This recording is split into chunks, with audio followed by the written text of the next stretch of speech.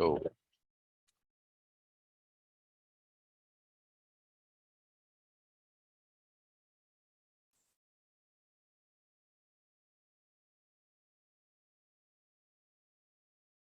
I think it's recording. So welcome back. This is part 4, continuation of part 4. So let's illustrate what you're trying to do with all those formula for the F. Remember, the F is a ratio of variances, right? The F, I have to have a size thing here. All right. The F, okay, the F, that's F, is well, the mean sum of squares between samples over the mean sum of squares within samples. So just to maintain your focus of what is happening when you're computing for this, we say that this is a measure of how your means are different. Why is it that so? Well, we are actually observing the ratio of 2 sets of variances.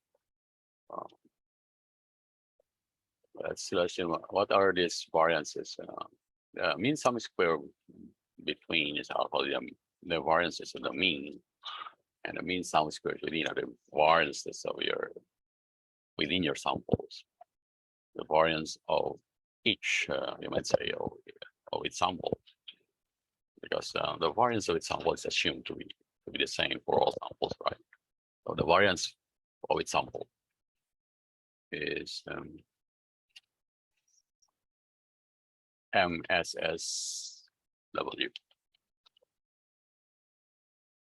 Okay. Right. So let's illustrate that. Let's illustrate that graphically.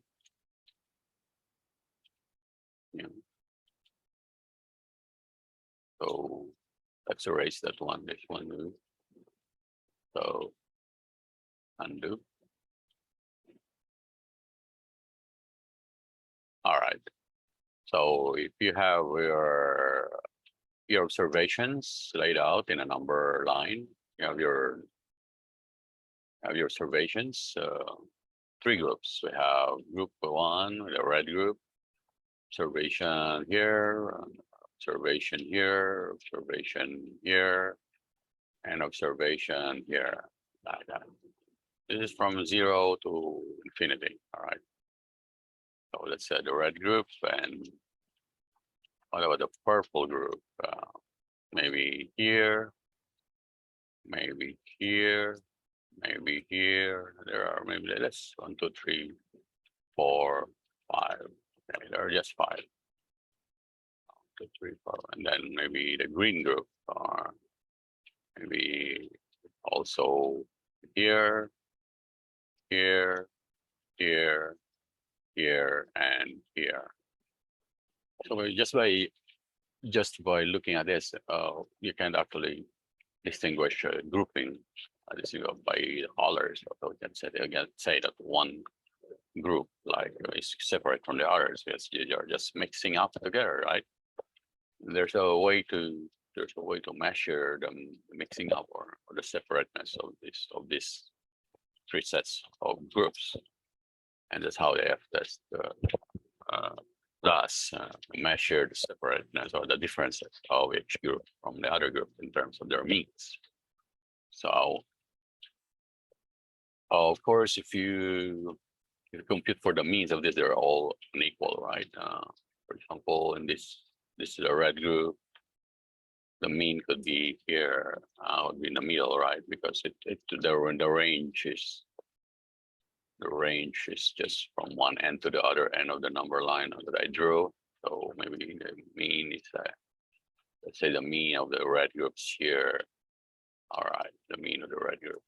What about the green one? 1, 2, 3, 4, 5. See, it's still the mean is also right about the middle, the green one. because it's also from one extreme to the other, maybe just a little bit to the right of the to the right of the red group, and for the purple group, maybe one to and still to the maybe I don't know, one to maybe still here and here, maybe in the middle, maybe here. Maybe we can hide it here. Just an example. I'm just drawing the middle of the range of numbers, middle of the range of numbers, or the range of observations that we have. So these are the means of the three groups. This is 0 from infinity, all right. But if you have another set of experiment, actually that are distinctly where the results were distinct. Let's say the red group is from one. It's a different grouping from the rest. For example, here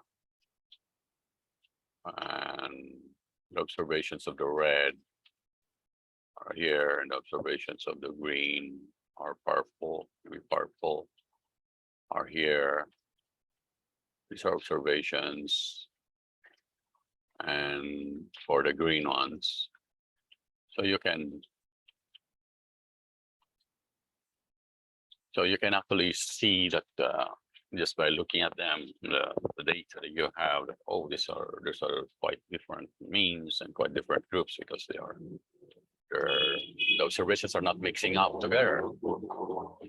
Let's say the mean is here. Oh no, sorry for that.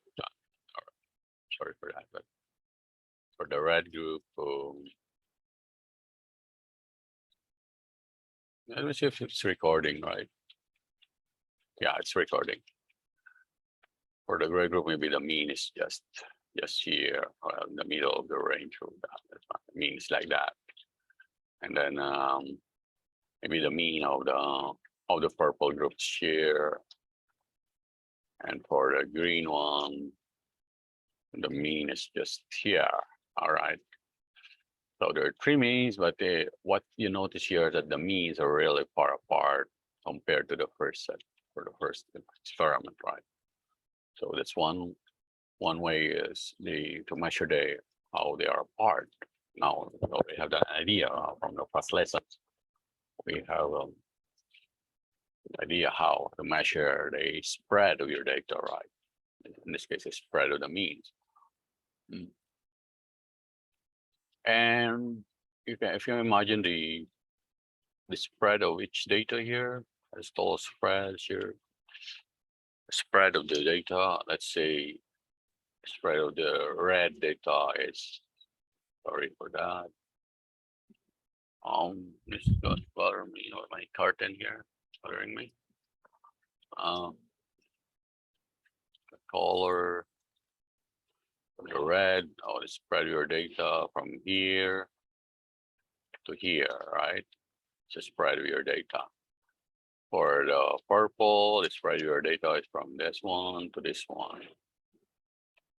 And for the green, from this one to this one. So they're quite separate. I mean, the spread of one group is not really mixing with the other groups.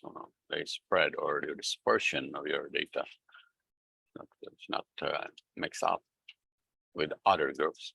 While in this case, the dispersion is quite mixed up. Like for the red one, oh, sorry for that.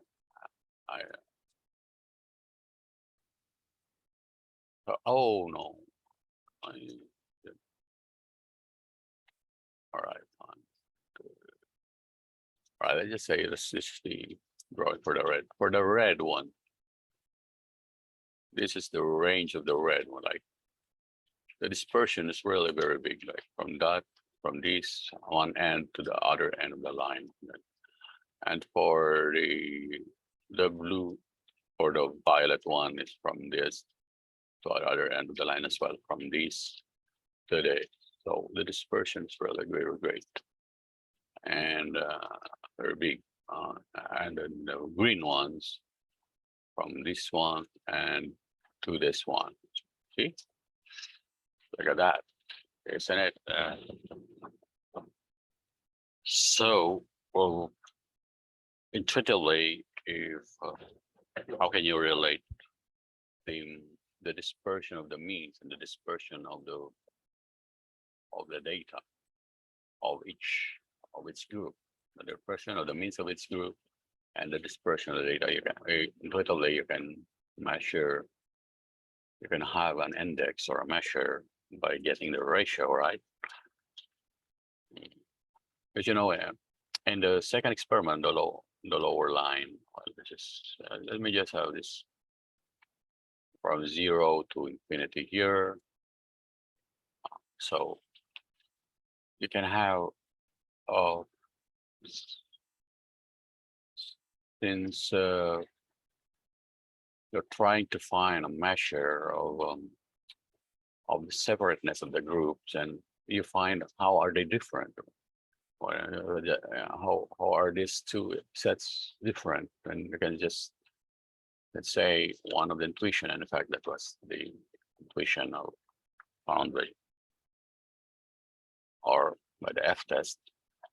Intuition is that, why should I, why wouldn't I why should I not compare the ratio of the variance of the means with the variance of the variance of the mean with the variance of the data? That would be a very nice, right? You can see here, not only are the means different, right? Like here, let me have a neutral color for black here for black. So let's see the variances of the means. Look at that. How they, well, I just said that the distances of the mean from the mean of the mean. You could say the black one is you could say the, well, let's say that is the mean of the mean. That's well, it could be here, but anyway. So in fact, there is a very wide spread of the means compared to here. Let's say the mean of the mean is somewhere here. So I don't know. I mean, maybe here, but so it's really not very spread. The means are not spread about the overall mean, right? But here it's very spread very spread. Also, the variances of the data here is well spread, like for the red group, the spread of your data is from there to there. And for the violet group, from here to here. And for the green group, is from here to there. So it's really very spread the data. But in here, for the red group, sorry for that again, for the red group, the spread is just from here to here, right? Or this one to this one, right? And for the violet or for the purple group is there, and from the green group, the spread of your data is from there to there. So there's a distinct difference between these two sets of experiments. For one group, one experiment shows one group not very distinct from the other, and the other experiment not the other experiment shows a very distinct groups. Distinct, oh yeah, the outcomes very distinct, right? The outcomes are, these are outcomes. These points in the number line are the outcomes. So intuitively, it's what we call a measure of group separateness or group differences or mean differences is to get the ratio of the variances between groups and the variances within groups, this one. So this is the variance between groups, within, that's within groups. Well, it says as copper. This is the variance within groups. This is the variance within groups And this is the variance between groups, right? This is a variance. Oh, well, it's a variance, yeah, right? This one, that is that big one, right? Hopefully that big line here, from that's the variance between groups or between samples. It's really wide, and this is very small. And in this case, not only it's a reverse one. The variances of them between groups or the means variance is really small, and the variances within you are really very wide. So it's a really a very sharp contrast between the two. So one has a very small variance between groups and a very big variance within groups, and the other ones it's a large variance between groups and a very small variance between groups. So they'll measure in further way, measure could be the ratio, a measure of the difference between the ratios. This would have a very small ratio, and this would have a very big ratio. Just to have a measure of difference. This is a very different sets of all experiments, right?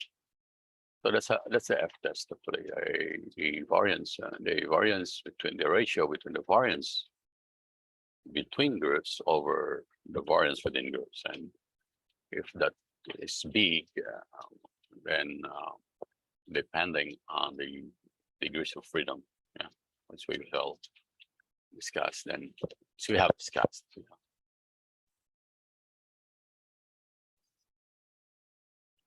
It should be very big or small, to be very significant or not, right? An F. So F here is that ratio, the variances between groups, variance between groups, and the variance within groups. And that is the mean sum of squares between over, sorry for that, divided by the mean sum of squares within. Yeah, because if you're looking at the variances, you inevitably compute for the sum of squares from the mean, right? And then you get the average or the mean. We'll talk about how to get the average sum of squares between sum of squares within.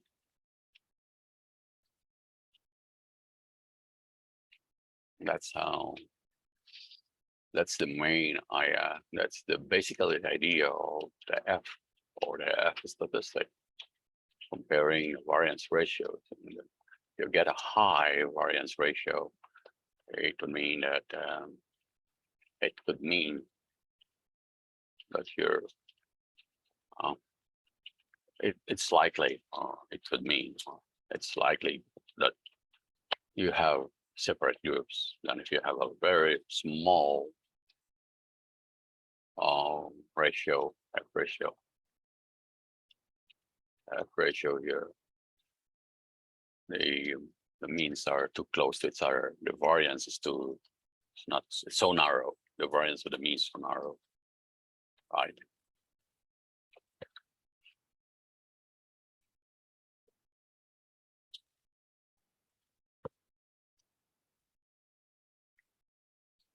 So it might be good to prepare a table. In fact, that's the standard way of showing is to prepare the table of all this data, like MSSB, MSSW, the degrees of freedom, things like that,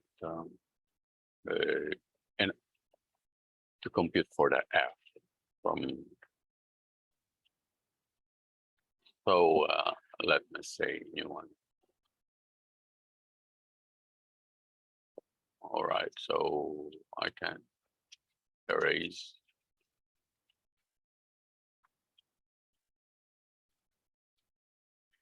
A sticky note? Okay, all right.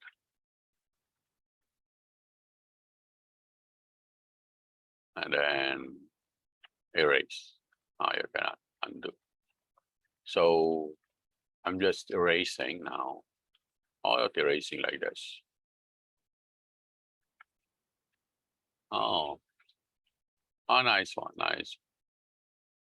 I've got the eraser here. I'm learning how to use my whiteboard and this what do you call this? Let me just. I was saying it's good, and it's just the standard standard way of preparing the F test result is to have a table. To have a table, and what does the table contain? Well, it contains all the data that you need to finally arrive at the F statistic. That should be very long. I don't know why I drew too much of that. So maybe this one not needed. Let's see. Say the sources. It's like first we have, I don't know, the sources of variation, and the first sources of variation. And then that's one, and then sources of variation are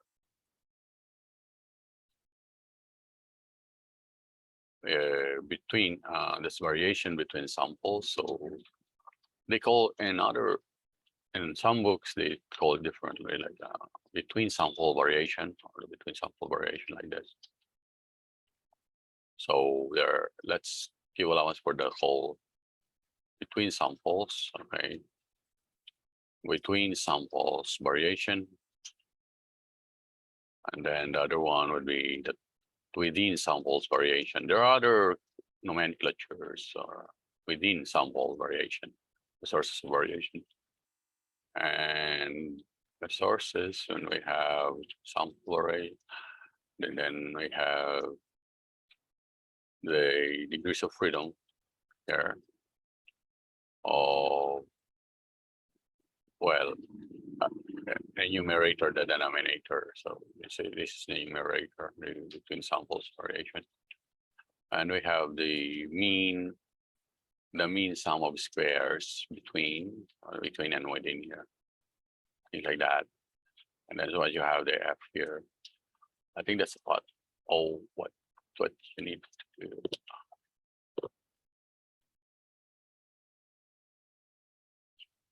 Oh, so we lack the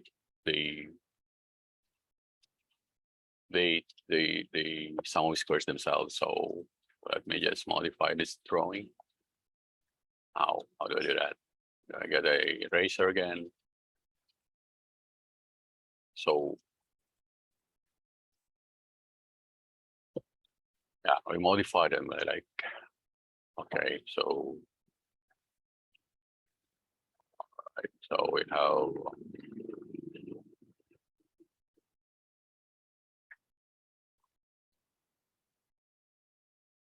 something like that. The order, sometimes the orders, well, I just have this.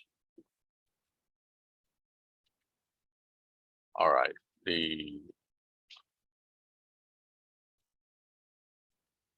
cannot. All right, done. The sum of squares here, right? So sum of squares, sum of squares, and then the df. You should, or the numerator and the denominator, and then the mean sum of squares. The mean meaning sum of squares divided by the df, right? So the source of variation, so you have that, and then you have the f. You should have the f statistic, which is just the ratio of the mean sum of squares between and within. In other books, the within between sample sources, the treatment variation, call it treatment or regression. And the within is called error sum of squares, or error variation. Yeah, the sources of variation, the error. So don't be confused about that. Well, here we they call it the Germanical here, or the between is the regression sum of squares, regression or treatment. The what I mean is sources or regression and treatment, like this. So don't be very confused, or between. These are the same thing. And within is called what? This within is called error, sum of errors, sources of variation, the error sum of squares, and we are going up sum of squares. So if you see treatment and error, it's the same, totally the same thing. So so once you know that sum of squares, which we just discussed how to do it, the DF, then you should know MS. So DF is just for the between, it's just the number of samples minus one, right? It is a number of K minus one. And within samples, the DF is just the number, total number of samples. So the total N minus K. That's your DF here.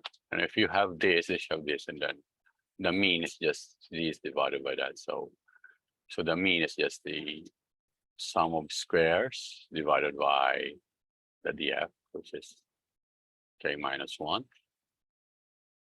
And then here is the sum of squares within, sum of between. This should be the between one, which is this one, that one that we have here. So sum of squares between. So SSB, that's the sum of squares between. And this is SSW. So SSW over, you have the average, so we have the mean, so we have the N minus K, and meaning the number of observations. K is the number of samples. Then if we get this ratio, MSS, this one over that one is the F. So the F is just the mean sum of squares between, this is mean sum of squares between, so sum of squares between, which is this one, over the mean sum of squares within, which is this one. So once you have the F, do you test that with the table if it's significant or not?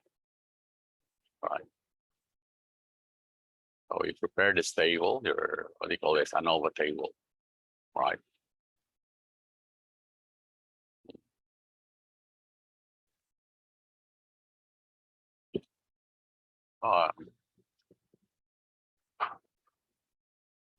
So there are many terms for, as I said, the sources of variation. So regression, treatment, that's one term for the between sample variation. And the within sample variation is the error, it's called error. Source of variation.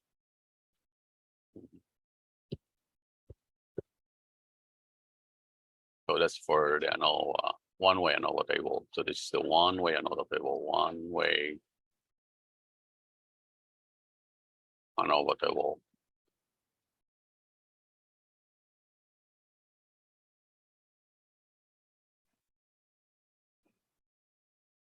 All right.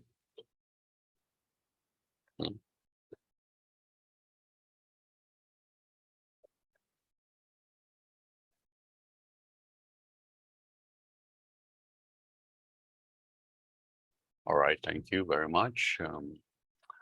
That's about it. That's the one-way Anova. What else is missing?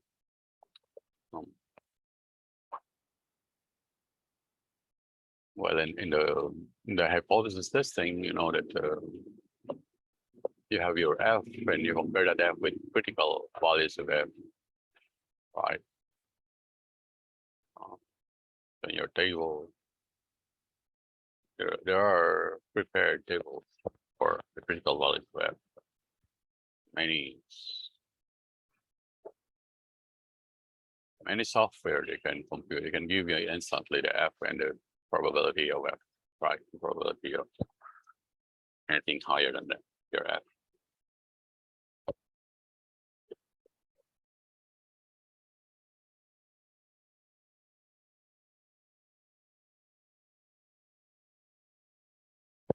All right.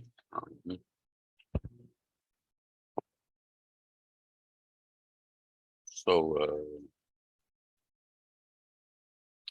what else is missing?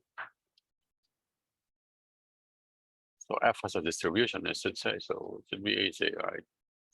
Distribution like this. So any F that you arrive has a probability, right? And of course, the probability of anything higher than what you arrive. F, your F star will be your arrive at, and compare that with some prepared tables of critical Fs. So you would know it's the probability of anything higher than your F once you get the table right. Let's say the critical F, your F is higher than the critical F, or it gives a significance level of 0.5. Let's say this is your critical F, given your, and this gives an area of 0.05. So you know that your F gives an area to the right less than 0.05. Reject. The decision is to reject the null hypothesis of equal means. Reject. Okay, so because it's hard this way, it's hard to get an F higher than your F. The probability is less than to get an F, a high F higher than your F is less than 0.05. You have set your, you have set your standards at 0.05. So you reject HO, meaning the means of the three, the means of the three samples are equal, or the means of the samples are equal. That's how you're direct. But what if you got an F to the left of the critical F? So here, what if you have it here? So you know that the critical F gives 35 days must be greater than 0.05. The probability of getting a higher F or higher variance between samples, so to speak, is high. So I won't.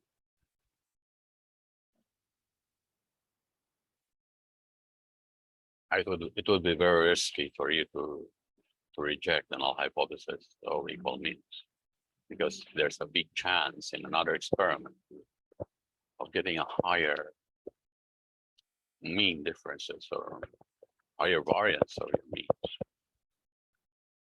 so to speak, right?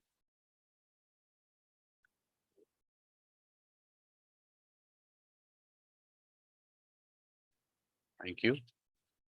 Thank you.